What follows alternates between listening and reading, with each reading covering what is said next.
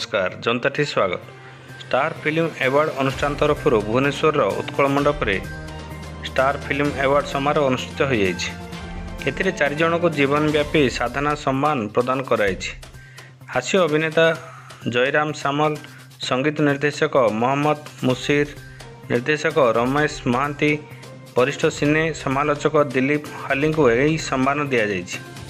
यही सम्मान निमंते star film award website 20 दिन धरी भोटिंग कराई।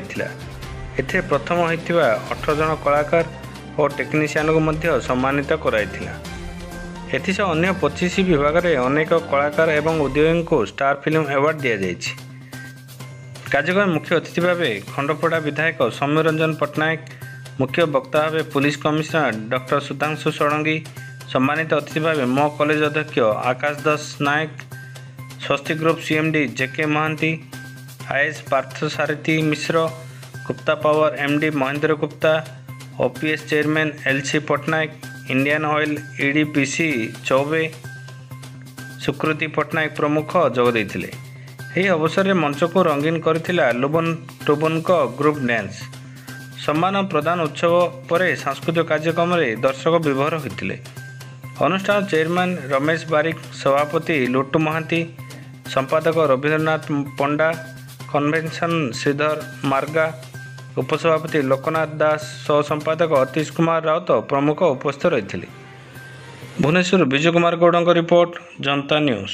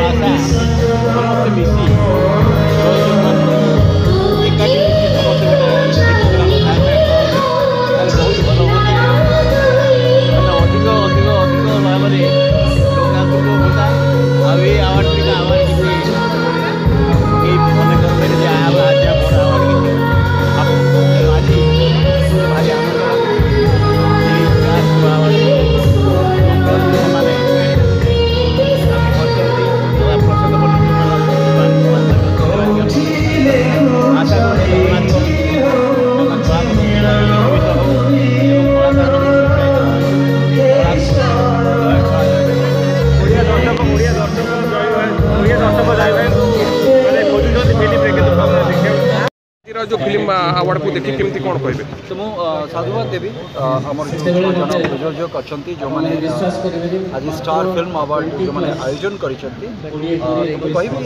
प्रयोजक मैंने आज खाली यहाँ अवार्ड नुहे गोटे टोकन ऑफ एप्रिसिएशन जानी जो टेक्नीशियन मानक आर्टिस्ट मानक ठीक से भाव में प्रयोजक मानी भी गोटे सेमती एप्रिसिएशन रहा दरकार।